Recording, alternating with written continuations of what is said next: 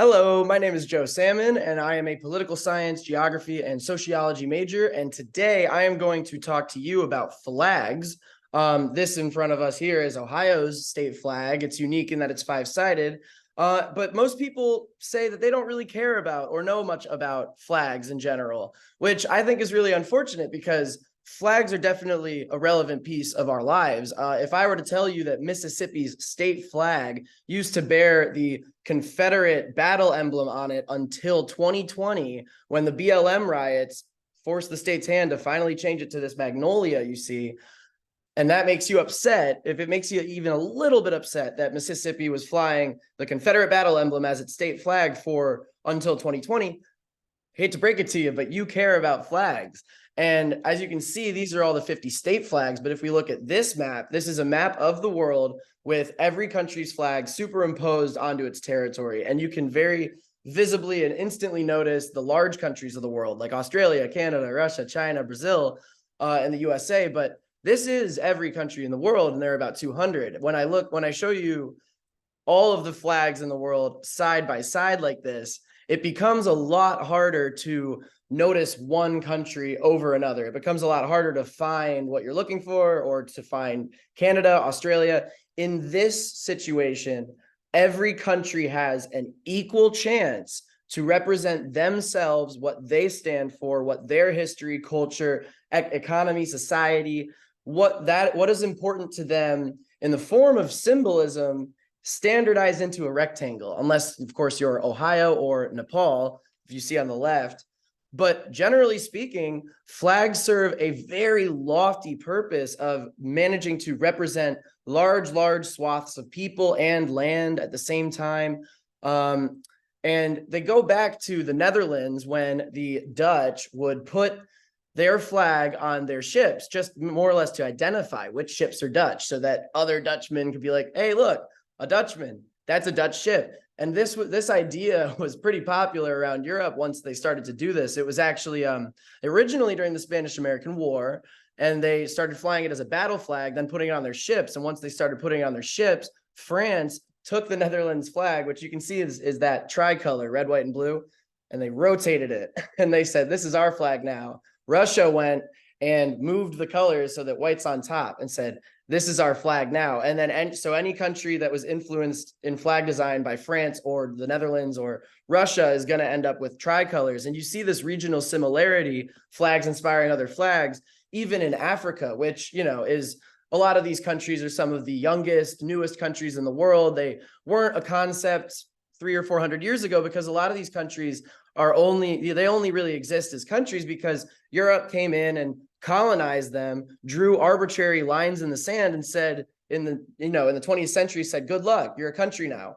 So Ethiopia, if you look at their flag, is green, yellow, and red, and the reason that's significant is because Ethiopia was the only country in Africa to have never been colonized ever by European powers. They fended off Italy, and they were never colonized. So any country with a limited history to draw from outside of just being colonized, because a country, especially like maybe Nigeria or even Cameroon, that has a ton of different ethnic groups and religions in one country, you have to find a way to appeal to everyone. And taking inspiration from the country that stood its ground against colonialism, that's a popular inspirational draw. And you can see that flags, they serve purposes outside of just representing a people. They represent politics too. Like if you look up, I literally just Googled international summit, and almost every picture was like this, people in suits standing in front of flags, because it's the most recognizable, most well-known, and reliably well-known way to just simply represent which countries are here, which countries are involved. And this goes beyond politics even, because these are pictures of World Cup audiences. You have people painting their face the colors of their flag. That is a flag that unites a people behind a common symbol, and it manages to make all the people in the country happy. It doesn't matter what race you are, or if you're an immigrant or not. Like, the whole point of a good flag is to be that rallying source. You can see here, like, if you don't know flags, this means nothing to you, but Morocco on the right, is an Arab country, and Palestine on the left is a, fledgling Arab state that is constantly at war with Israel. So Morocco, when they placed third in the World Cup, to show their solidarity with their fellow Arab countries, held up the Palestine flag. But basically, with what we've learned, the to-do list ends up being this, more or less. It's subjective, but you got to represent everybody, be visible from far away, but also stand out from far away among other flags. You have to appeal at home and abroad. You can't, have a flag that makes every other country angry. You have to represent history. You have to represent values. You can't be too complicated, and you can't be controversial. So how did we do? How did the Stars and Stripes fare? Is it a good flag or not? We represent history with the 13 stripes for 13 colonies. Millions of people are represented by the 50 stars in 50 states. The red, white, and blue signifies our values.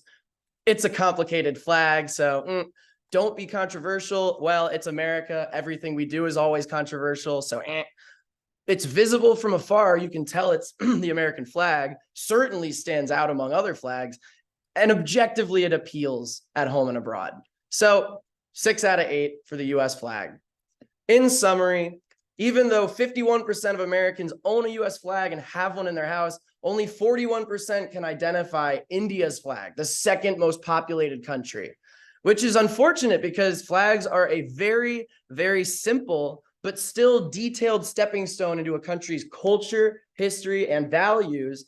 And as it says right here, in a rapidly globalizing world, being able to identify flags and knowing, these are all the emojis, you can type these right now, knowing which is which will never not be valuable. And this is the flag of Cincinnati.